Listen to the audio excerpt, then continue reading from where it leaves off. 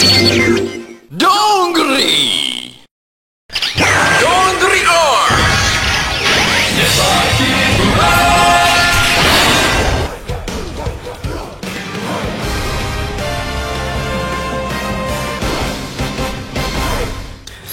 Assalamualaikum warahmatullahi wabarakatuh. Hari ini kita akan review SAE Figuar Kamen Rider Gridon Dongguri Arms. Oke, dan sekarang izinkan saya untuk menemani waktu ngabuburit kalian sambil kita nunggu beduk maghrib nanti. Kita akan coba review SAE Figuar Kamen Rider Gridon.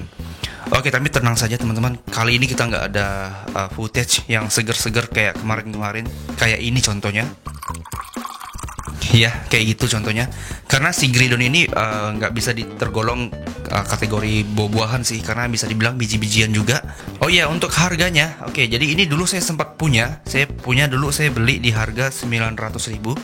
Ya, masih tergolong mahal karena dia masih baru-baru rilis dan itu masih hype-nya.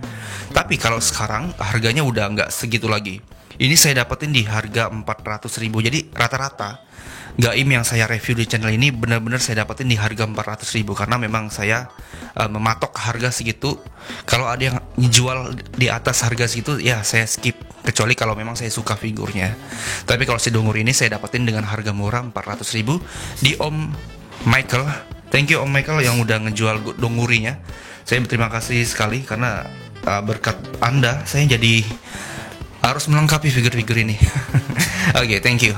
Nah, kita coba review dari packagingnya dulu.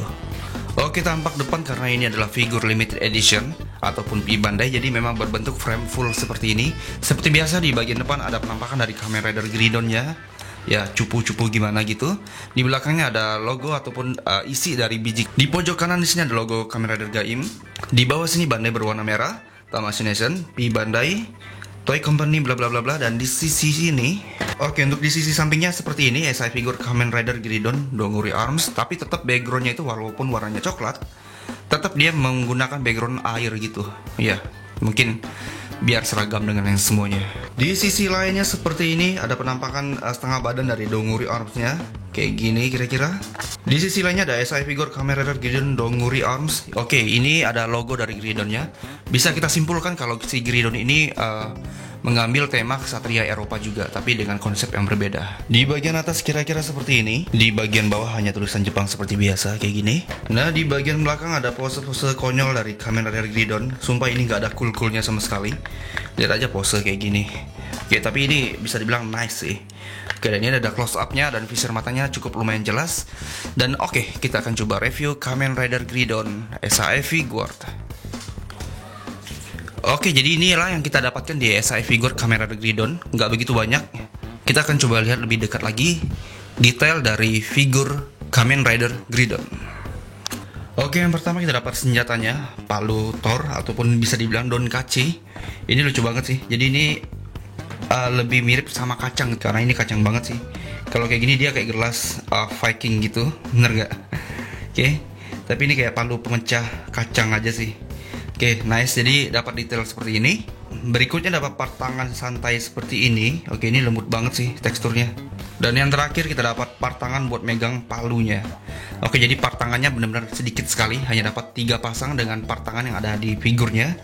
Oke, jadi sesuai kebutuhan lah. Dan yang paling terakhir kita mendapatkan Dongguri lock seat seperti ini. Oke, kita coba langsung review SAE Figuar Kamen Rider Gridon Arms-nya.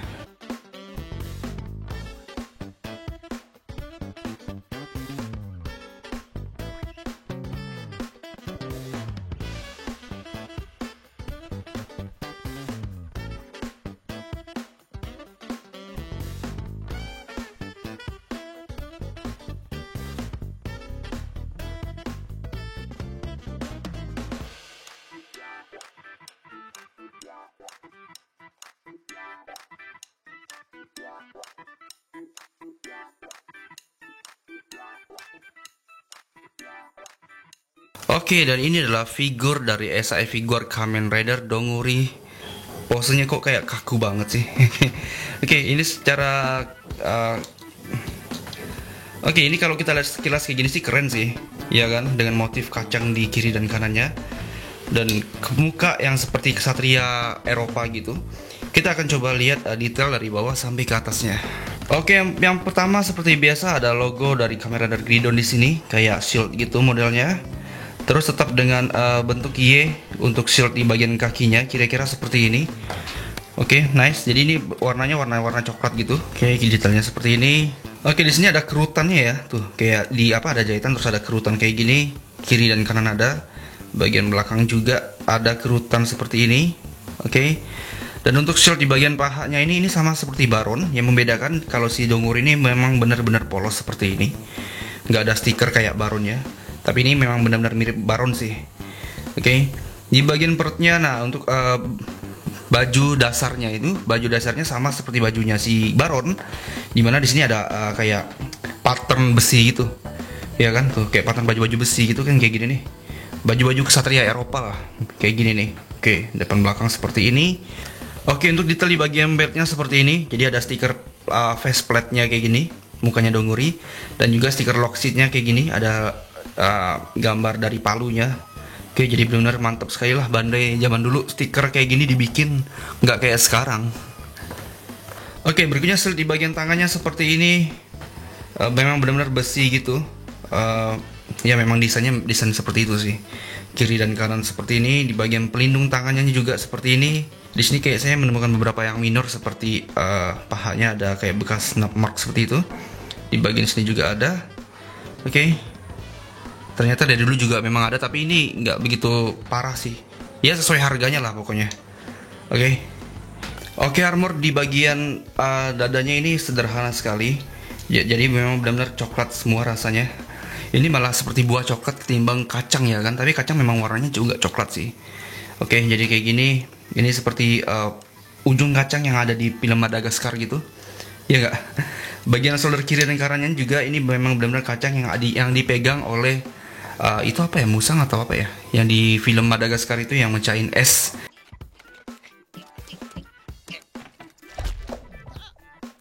Oke, kayak gitu. Tapi ini keren sih motifnya. Konsepnya juga bagus. Di bagian belakangnya nggak polos kayak Gaim dan yang lainnya. Dia ada warna coklat juga seperti ini. Oke, dan yang terakhir di bagian kepalanya. Jadi kepalanya ini kayak benar-benar berasa kecil karena bahu kiri dan kanannya ini menutupi proporsi di bagian kepalanya. Jadi seperti ini. Untuk cat di bagian kepalanya, terutama di bagian muka depannya ini memang dasarnya coklat warnanya. Ya kan? Tuh. Oke, selain dia coklat juga material catnya juga berbeda antara bagian armor di dadanya dan juga armor di bagian mukanya ini berbeda warna catnya. Ya, kalau yang bagian mukanya ini lebih glossy. Oke, lebih kayak berair gitulah.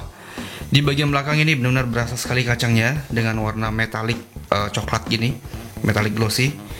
Oke, di bagian ujung kepalanya seperti itu. Jadi ini memang benar-benar mirip dengan kesatria Eropa. Kalau nggak salah sih memang Satria Eropa sih. Tapi kalau saya salah, teman-teman bisa langsung koreksi di kolom komentar, oke? Nah, jadi untuk detailnya kayak gitu aja, sederhana tapi ya masih termasuk golongan elegan lah pokoknya. Oke, kita langsung masuk ke bagian artikulasinya. Oke, sekarang kita coba bagian artikulasinya. Pertama seperti biasa di bagian kepalanya dulu. Kepalanya harusnya bisa berputar 360 derajat tanpa ada masalah karena nggak ada yang menghalangi. Menunduk seperti ini, mendongak kira-kira seperti ini. Ke kiri dan ke kanan seperti ini. Jadi bagian kepalanya nggak ada masalah lah.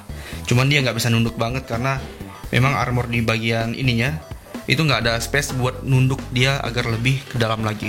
Untuk artikulasi di shoulder pad kiri dan kanannya seperti ini bisa diangkat kayak gini. Oke, tapi dia langsung nyangkut karena memang terbatas. Space-nya memang kecil, tapi dia nggak menutup kemungkinan bisa seperti ini. Oke, ini nice banget sih.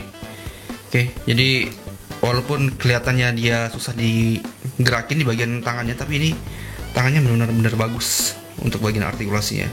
Ada butterfly joint yang jelas sekali seperti itu. Tuh, kayak gitu. Kelihatan banget kan? Berputar 360 derajat seperti ini. Bisatnya bisa diputar seperti ini, cuman agak keras tadi. Double joint di bagian tangannya, oke. Double jaw. Nah, dari dulu sampai sekarang ternyata sama. Penyakitnya si Donguri ininya gampang lepas, tapi bukan patah, dia hanya gampang lepas saja. Kalau kita pengen pose tekuk kayak gini, dia langsung lepas double jointnya. Oke, jadi ini kelemahan dari Donguri. Dulu saya punya Donguri tapi kayak gini juga. Pergelangan tangannya bisa diputar seperti ini. Untuk torso perutnya dia bisa menunduk seperti ini. Ya, nggak begitu luas ke bawah. Mendongaknya kayak gini benar-benar jauh sekali, nice. ke kiri dan ke kanan. Oke, aman, tapi ini nggak seluas SAF yang sebelum-sebelumnya. Di bagian pahanya seperti biasa bisa diputar 360 derajat. Oke, bisa, aman.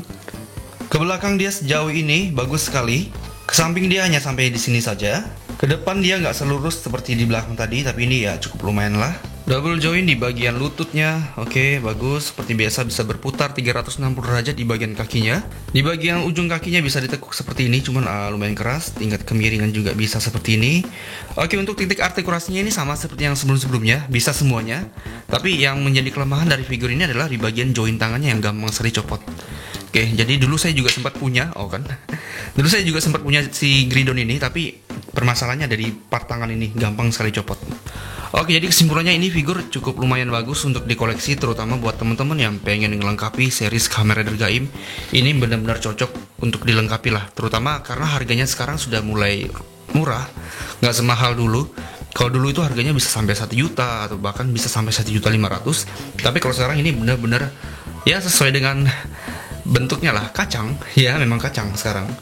Tapi ini jadi ada beberapa tipe kolektor di series Kamen Rider Gaim, termasuk saya sendiri. Jadi saya ini pengen ngoleksi yang Sengoku drivernya. Jadi termasuk dia, terus ada Durian, Kurokage dan juga Kurumi. Saya pengen sekali ngoleksinya agar bisa lengkap 7 kesatria Sengoku driver. Ya enggak? Tapi kalau udah gitu nanggung sih, mending beli semuanya ya kan. Oke, jadi menurut teman-teman gimana skor untuk figur Kamen Rider Donguri ini? Kalau menurut saya sih ya ini fine-fine aja sih untuk dibeli. Dengan harga 400.000 dapat kayak gini, cukup lumayan bagus lah. Masalahnya kalau aksesorisnya banyak pun bakalan apa isinya kan, karena memang di filmnya dia cuma dapat palu doang kayak gini sih. Dan part tangan pun juga nggak begitu banyak, ya sesuai dengan kebutuhan dari figurnya sendiri. Oke, paling kelemahannya ada di ini sih, di bagian double joinnya yang gampang sekali copot. Entah kenapa saya dulu juga pernah punya Donguri, tapi dia juga gampang copot seperti yang sekarang saya beli ini. Oke, jadi itu memang bawaan kelemahan dari si Dongurinya. Nah, jadi segini dulu video review kita kali ini. Buat teman-teman tetap semangat menjalani ibadah puasanya. Saya harap kita bisa sampai di hari kemenangan kita nanti, dan kita nggak akan bolong sedikit pun, oke? Oke, jadi tetap semangat dan tetap kuat dalam menghadapi godaan-godaan dari manapun. Oke, jadi buat teman-teman yang belum subscribe channel ini, langsung saja di subscribe dan nyalakan lonceng notifikasinya. Dan jangan lupa juga untuk follow Instagram saya di umam2830. Saya Umam, pamit undur diri. Wassalamualaikum warahmatullahi wabarakatuh. Sampai jumpa.